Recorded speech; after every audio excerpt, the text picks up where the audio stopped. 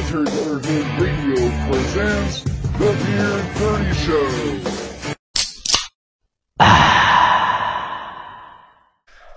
Hey everybody, thank you once again for joining us on the Beer30 Show. Last show, I made some comments. I just want to take some time, made some comments that might have offended some individuals, and I want to take this time right now to say that that was not my intention. I was a little drugged up, and drugs and the radio, yeah, they do not, they don't mix. Let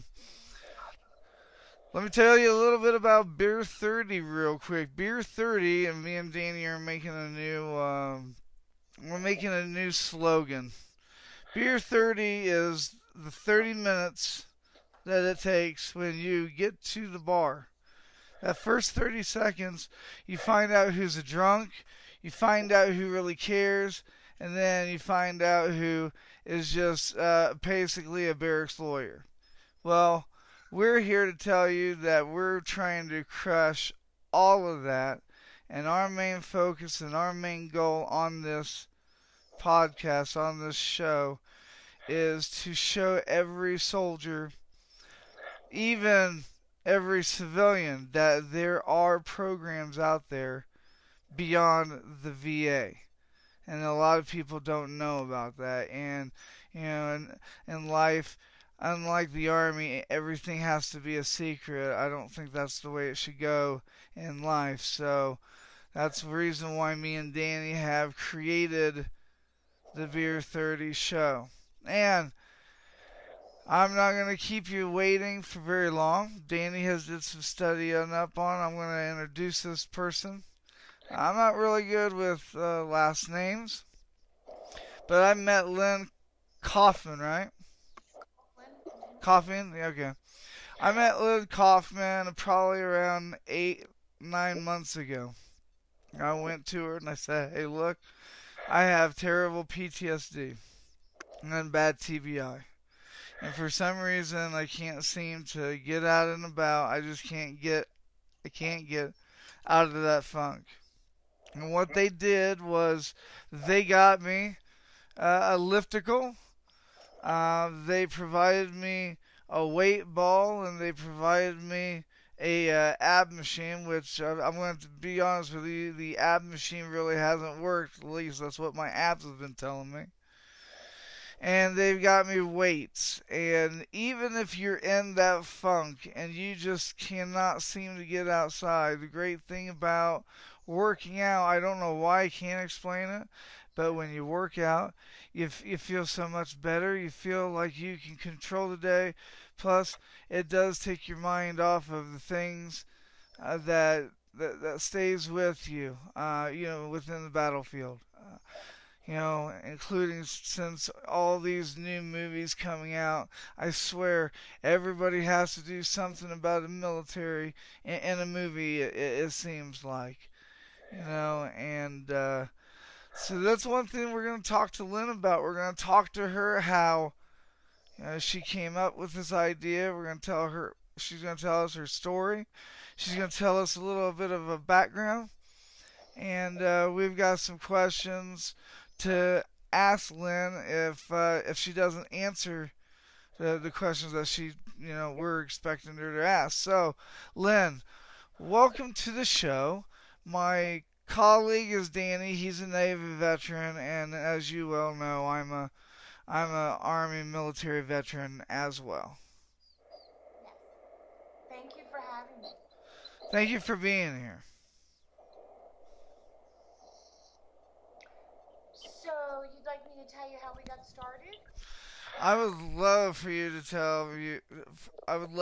tell me how you got started. Tell a little bit about yourself.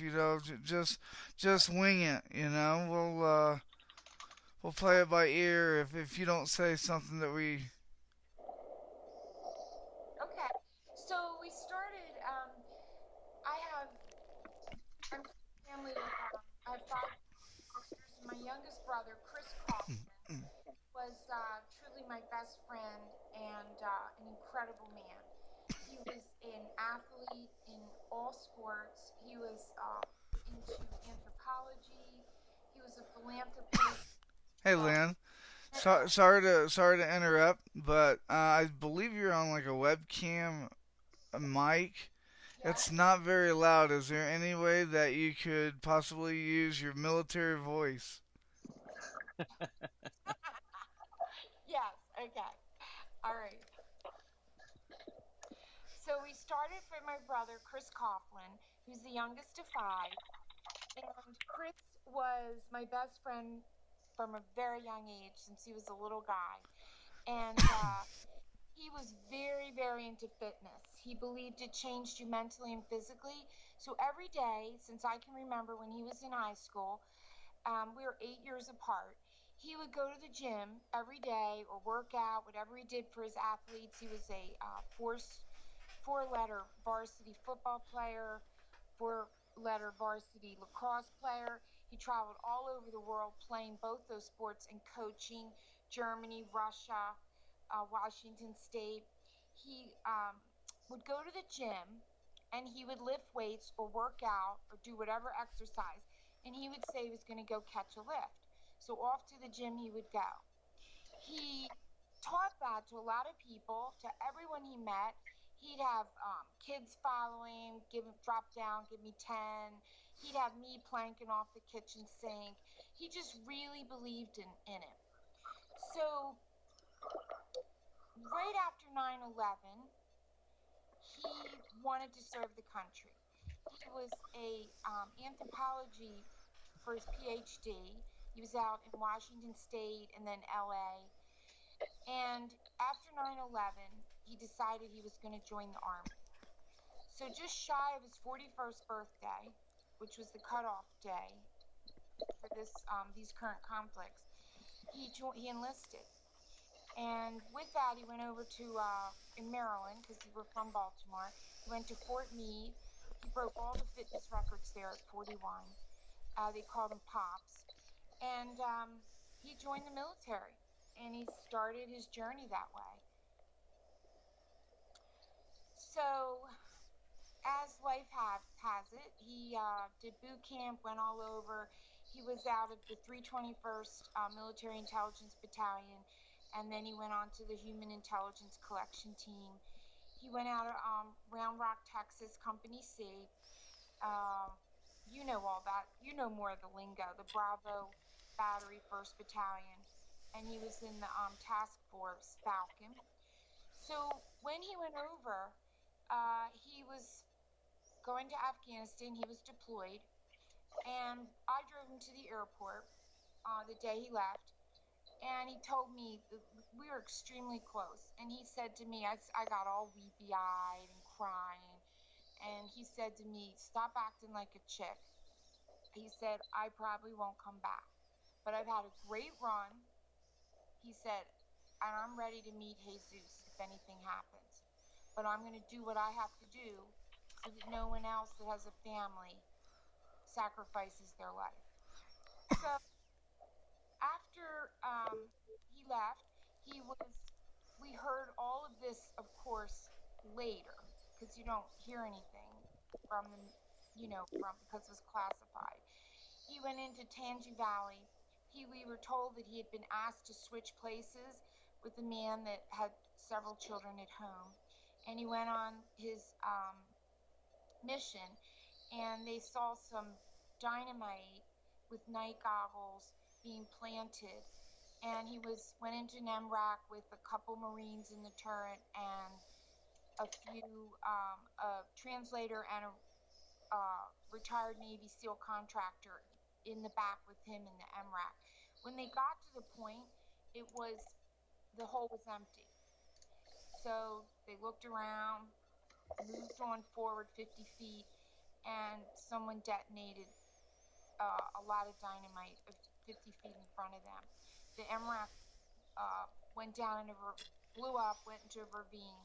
The Marines were ejected from the turret, and my brother and the two men in the back, once they were brought out and took to Bagram, they died.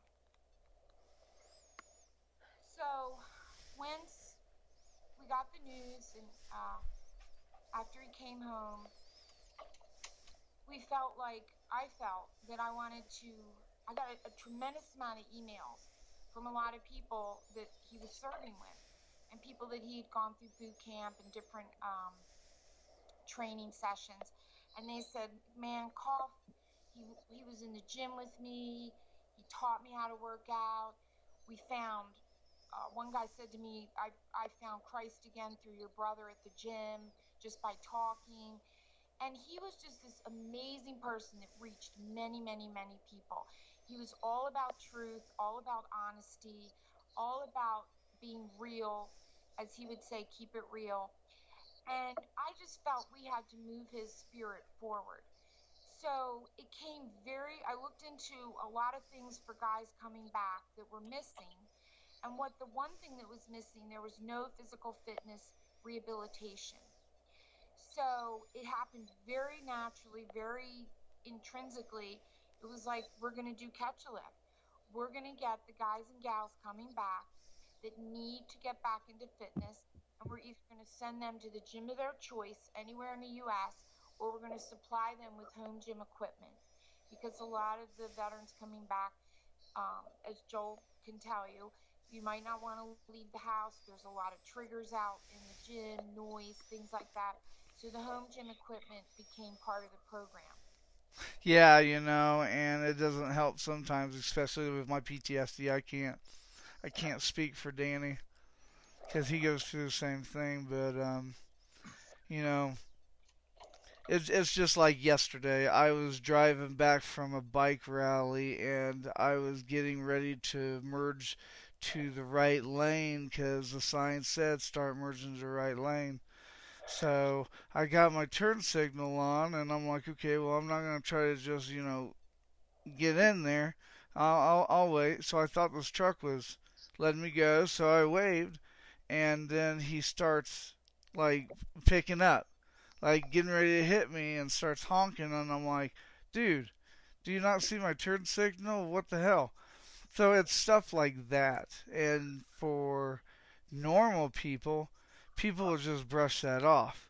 But for me, even after that was done, 30 minutes down the road, I was still thinking about it and I was still irritated. And that is the reason why I don't get out of the house much anymore. It's because of the way people treat other people.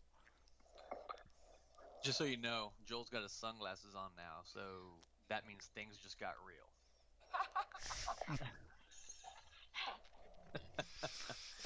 Oh No. boy. Yeah, leave it to Danny. He's the kidder of the group.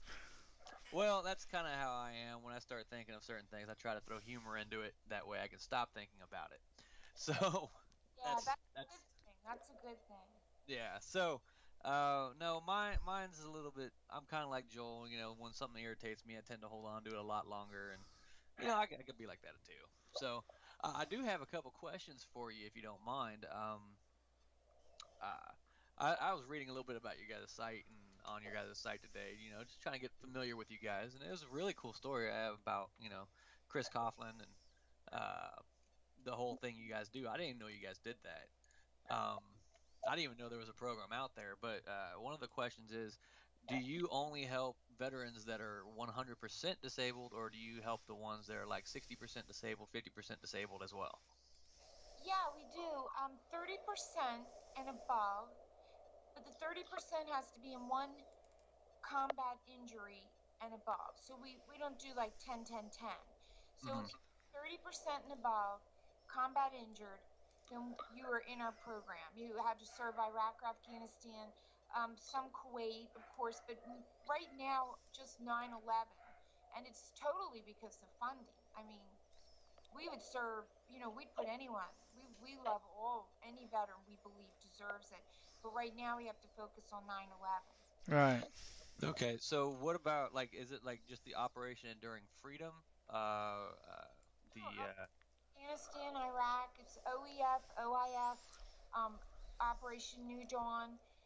And also, which I think a lot of people don't know this, we're trying to get better at it, at explaining it. But if you're 70% and above and you fit that criteria, and your spouse or whoever, but it's usually a spouse, is a VA appointed caregiver, they're entitled to the same grant. So a wife can go to the gym, or if you have home equipment, you get more points and you can get more equipment. Hmm. So because we're finding that, a lot of the spouses, it's generally a spouse that's a caregiver. I mean, it's hard on them right now, and they're really left to their own demise to do things. And we believe that they need to be healthy as well, and that a lot of times they might choose to go to the Y or have some classes, things like that. Or many of our veterans cannot drive because of their PTS or because of TBI or if they're paralyzed, and their spouse will take them to the gym, therefore work out with them. Okay. One of the other questions is, do you guys ever try to provide like personal trainers for specific injuries as well? Well, it's that part is case to case.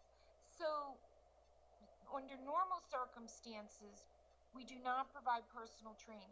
What we do provide, we like it's a case to case thing. We have a guy in Pennsylvania was blind, and he desperately wanted to go to the gym. He was his parents were older; they were his caregivers, so we provided at his gym for him, and he had many other injuries. We provided a trainer for him.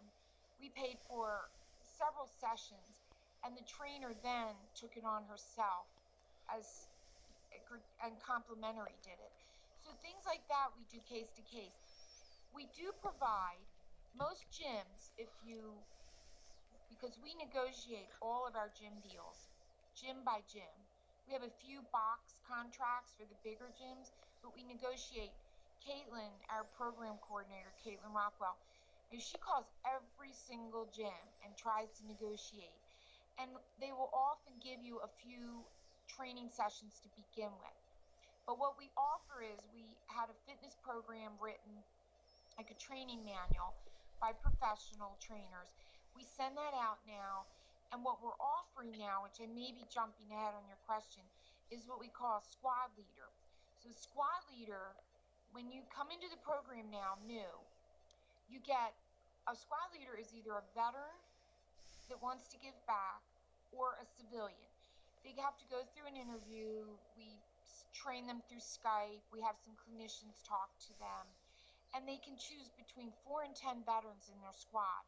And they call those veterans several times in the beginning of month, once a week for the first month, twice a week, or I'm sorry, twice in the second month, and then thereafter once a month. And they check up. How's it going? What are you doing? Do you need help? Do you need fitness training? If your goal is to lose weight, do you need a nutritional plan? And we're starting to provide that support out in the community for our veterans.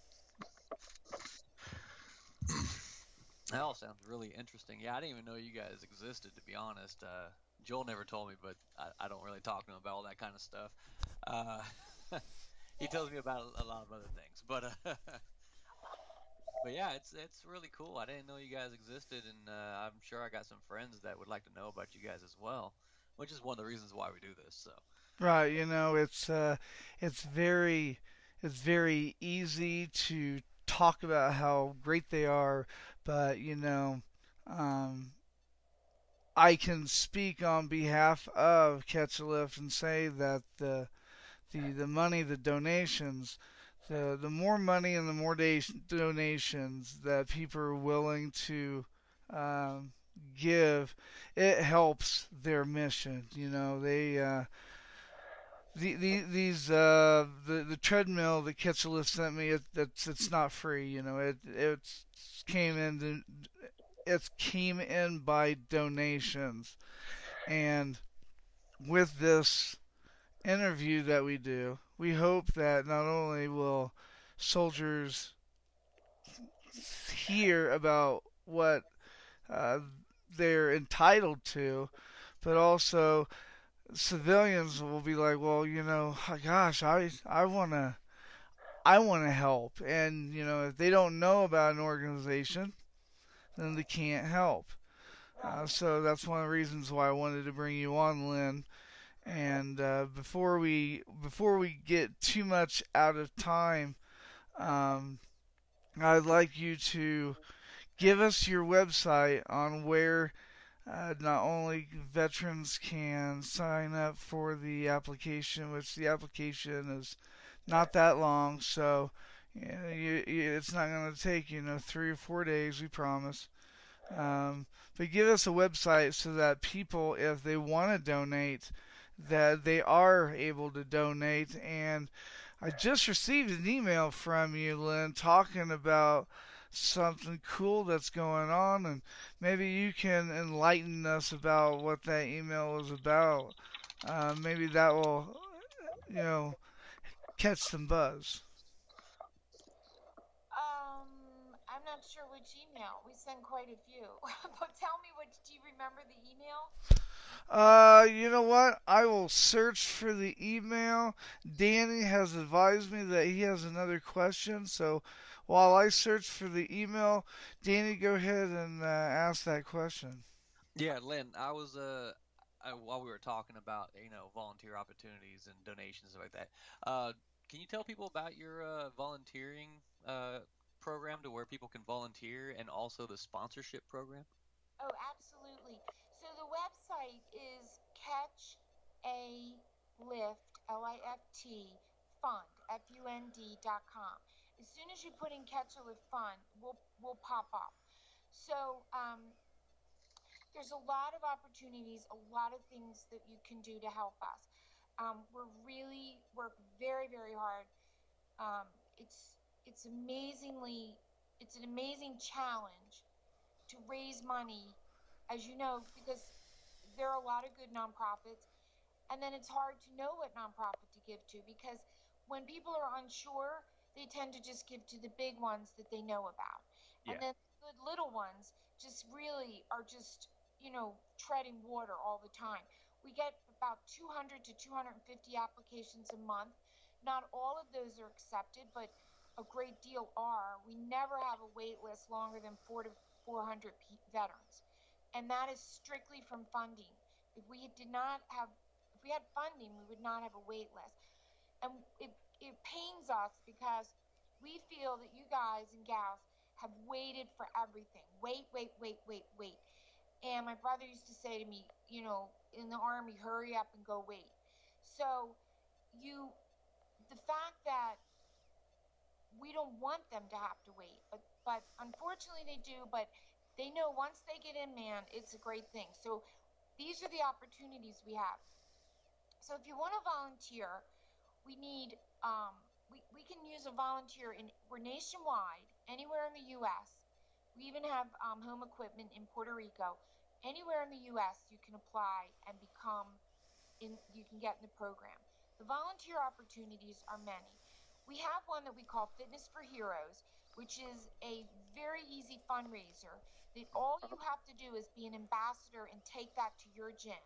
There's many opportunities that the gym they can do like a treadmill race, they can do lifts, they can do a spin class, and all those proceeds come back to Catch a Lift. And all you simply have to do is be the ambassador in your city, your town, by taking the Fitness for Hero Challenge into your gym. It's on our website how to get that. Caitlin runs that program, and she can give you more information.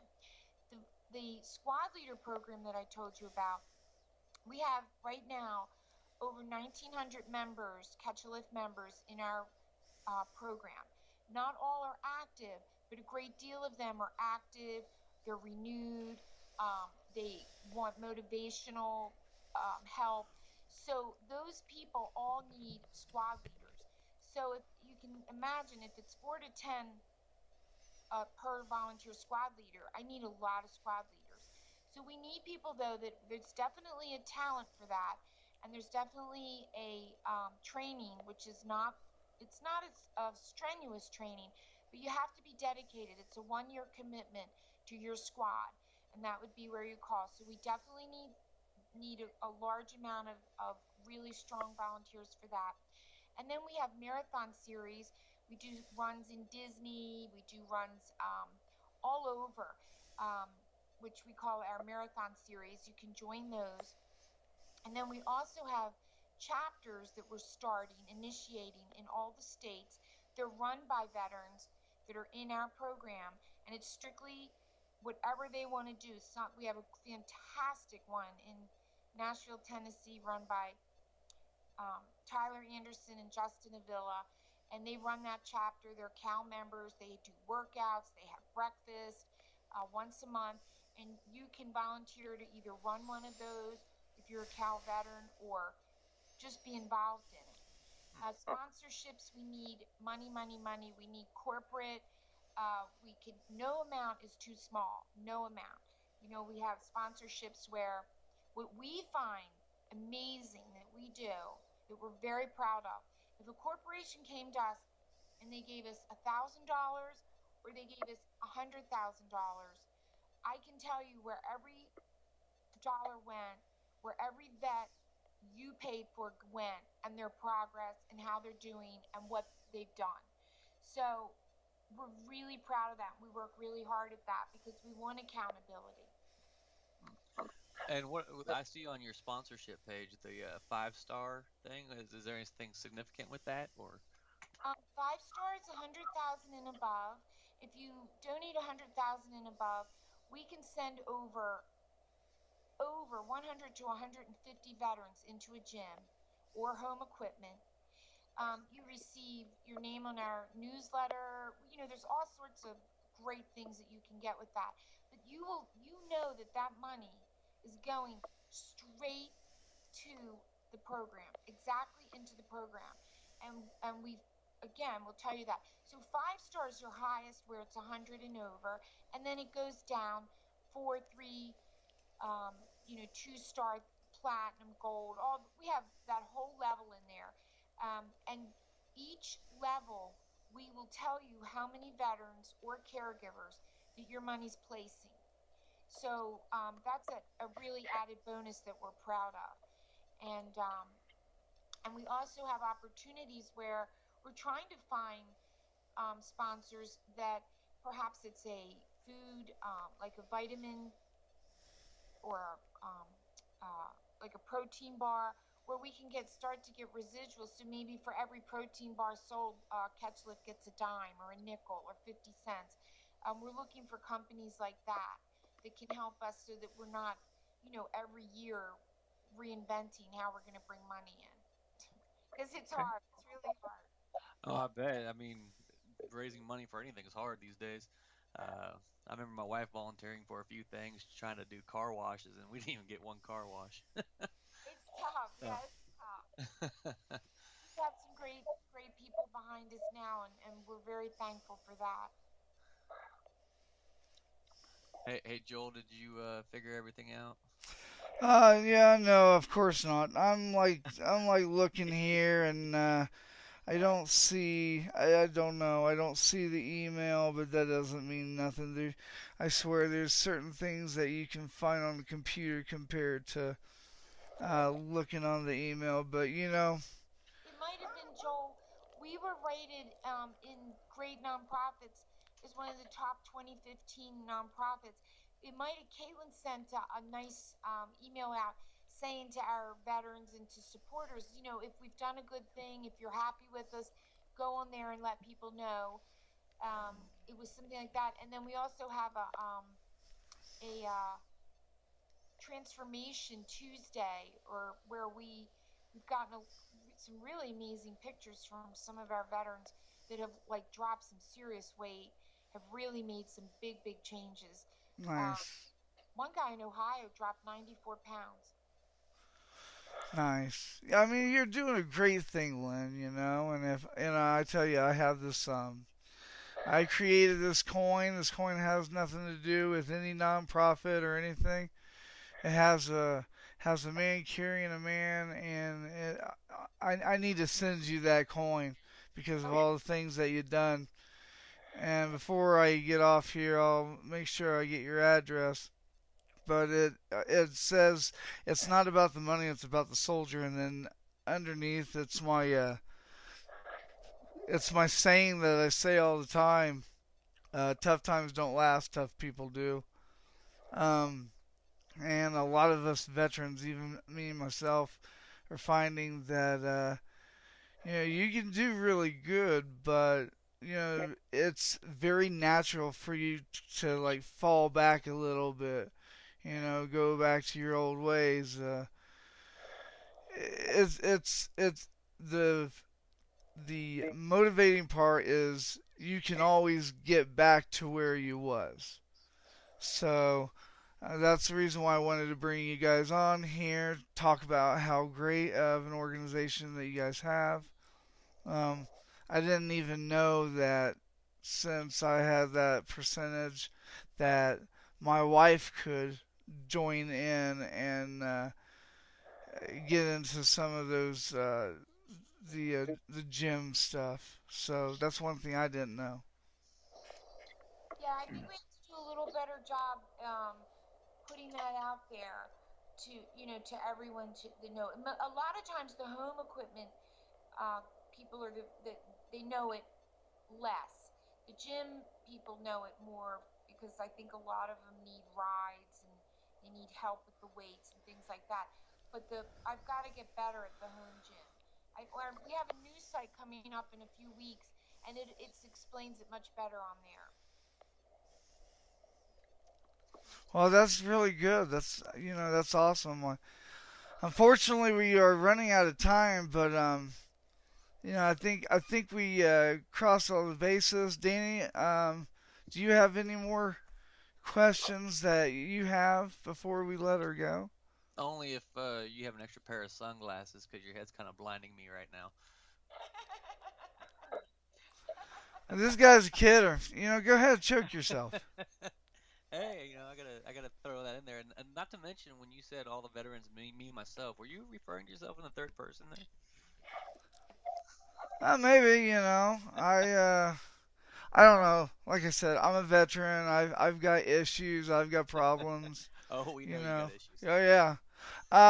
Before we let you go, Lynn, we are going to post it, but let us know what's the website to where these guys that are willing to donate. What is that website again? It's Catch a Lift, CAT, our name, Catch a Lift, and then Fund, FUND as in David.com. Okay. All right, and this is for anybody post 9/11, as long as they have some kind of rating with the VA for PTSD, and as long as the funds are there, you can definitely help them.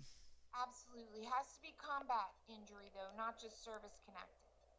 All right, right. Well, I PTSD is usually from combat, so I PTSD included TBI, um, and some anxiety. That's all. Yeah, that's totally included.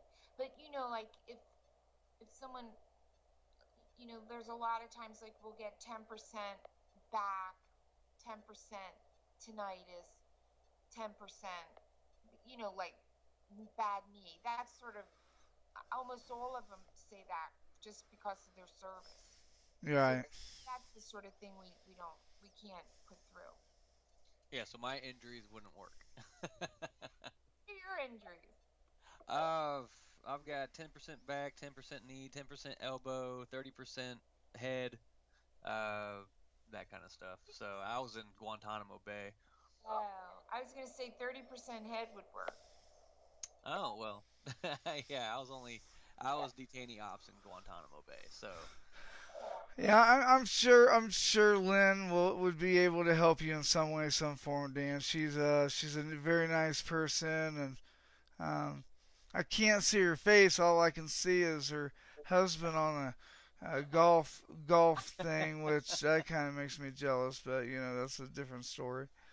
oh, you're lucky. I can't even see anything. I see a blue box with a white figure with a red exclamation mark underneath it. Uh-oh. Hmm. I see Joel's picture. Oh, that ain't not my. Oh no, no, that ain't my picture. That's me live. No, no. I can't see you live. Oh, I'm live right now. I know, but it's the She's little probably talking about your profile picture. yeah, profile. Oh, okay. All right. Well, Lynn, it was great talking to you. We've ran out of time, Thank you so and this is the part where the music starts playing, and if you could say anything at all, what's the last thing that you would want us to know today? Oh, I think you stumped her. I want you to know. I want every single veteran of every war out there to know that our hearts are so inspired by what you've done and what you continue to do back home. And as my brother would say, just keep it real. All right, I really appreciate it. Really appreciate it, Lynn and Danny. I'll go ahead and let you answer any question that you have, and we'll go ahead and let her go, and we'll talk on the other side. Oh no, I'm good. I don't got any more questions that I can think of at the moment. But thanks very much for coming up on the show and talking with us. It was very interesting to learn about this because, like I said, I didn't know about this program, and it's very interesting. So I'm actually going to inform some other people about it now that I know. Thank you, Danny. And Lynn, thank you very much. And once again, everybody, that is Lynn Kaufman for Catch a Lift Foundation, Catch a Lift Fund. If you're having trouble getting out and about, going to a gym, or you just need some motivation, that's the person to call. And they don't just set you up with gym equipment.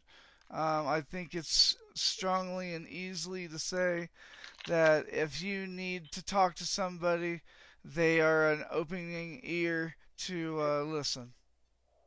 And another thank you to Chris Coughlin for being the inspiration behind everything. Thank you. Yes, may God rest his soul. Yeah, thank you. So, all right, well, Lynn, it was great talking to you, and I'm sure we'll talk to you more in the future. Thank you, guys. Thank you, Thank appreciate you. it. Okay, bye. Bye. And... All right, well, so before we end the show, Danny, is there what did you learn today? Well, I've mentioned about 3 or 4 times I learned about this new nonprofit. It's really interesting and it's something I might look into for myself. So, and definitely let some friends know about. So, it's pretty nice.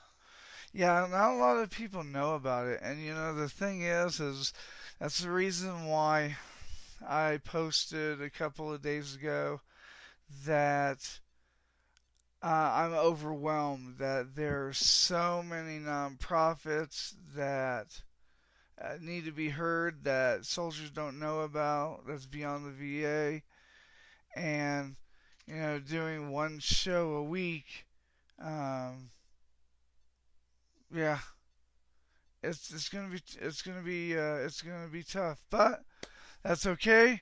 Me and Danny will talk. We might actually do 2 shows a week just for this, but me and you gotta talk about that on the other side. So Oh yeah. everybody, thank you for tuning in once again to the Beer30 show.